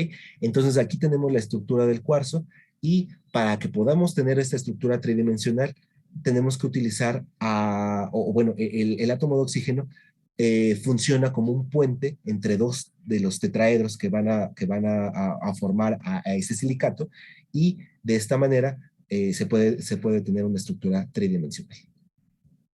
¿Ok? ¿Alguna duda, alguna pregunta en esta parte?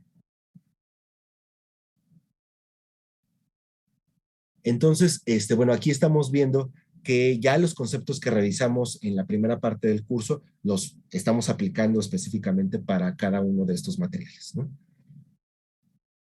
Y bueno, finalmente tenemos una tabla que resume todos los tipos de cristales. Aquí tenemos cristales iónicos, covalentes, moleculares y metálicos.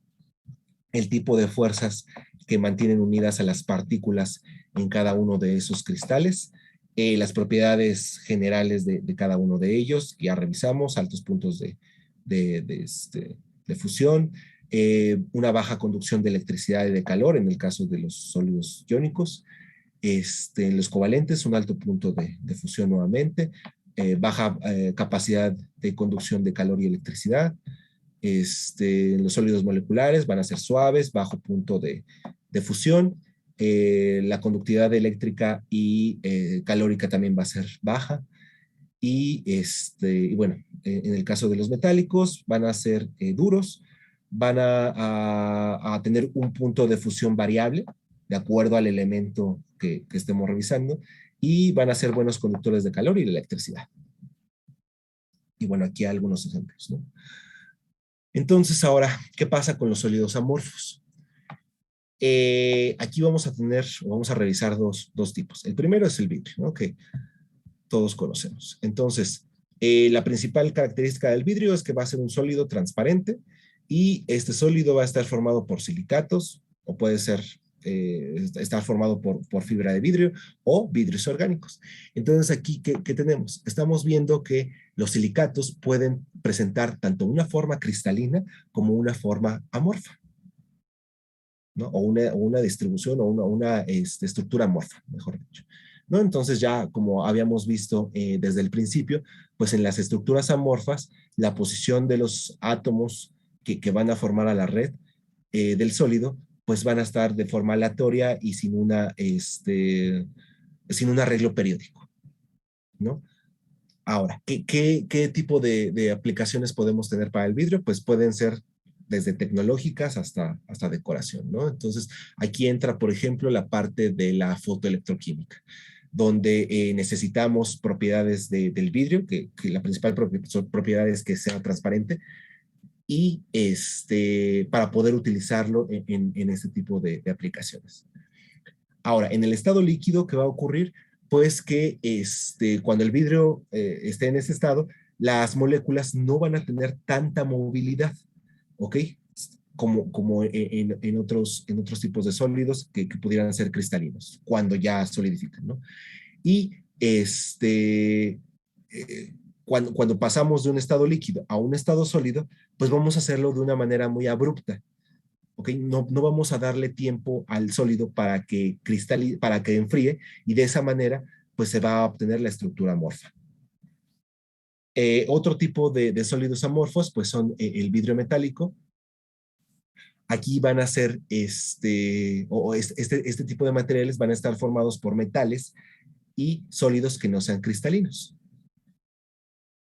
Entonces, ¿cómo vamos a poder obtener estos materiales? Pues simplemente van a ser aleaciones de un metal específico con elementos como el silicio y el flúor y vamos a llevar un proceso de superenfriamiento para que evitemos la cristalización de ese material, ¿no? Como va a haber un metal involucrado, pues puede que se forme una estructura cristalina, pero para poder tener un vidrio metálico que no sea cristalino, entonces vamos a utilizar el superenfriamiento, ¿no? Que va a ser el enfriamiento rápido para evitar que se formen cristales. ¿Y qué propiedades van a tener estos materiales? Pues que van a tener una buena fuerza metálica, van a ser anticorrosivos o pueden ser utilizados en ambientes corrosivos, ya que van a presentar propiedades anticorrosivas, pueden ser dúctiles y se van a observar una alta movilidad de partículas en el estado sólido, en el estado líquido, a comparación de este tipo de sólidos amorfos, donde la movilidad de las partículas va a ser poca, a pesar de que se encuentren en un estado líquido. ¿Sí? Entonces, bueno, ya con esto terminaríamos la parte de los sólidos inorgánicos, vamos a decirlo así, y comenzaríamos con los polímeros. ¿Ok? Bueno, no sé si tengan alguna duda o pregunta de la primera parte que revisamos hoy, de toda esta parte.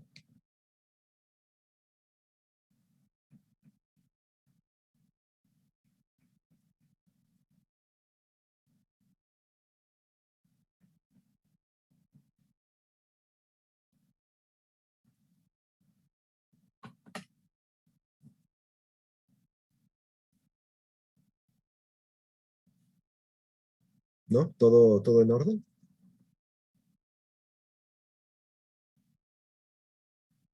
Sí, bueno, yo sí.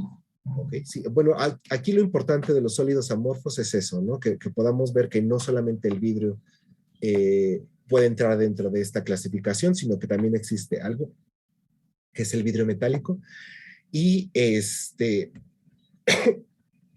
pues las propiedades pueden variar, ¿no? Respecto al vidrio formado por silicio y oxígeno.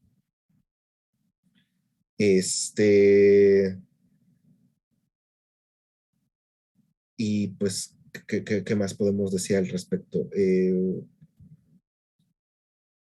Pues ya vimos los diferentes sólidos cristalinos. Yo sé que es mucha información, pero pues necesitamos revisar todos estos conceptos para el curso.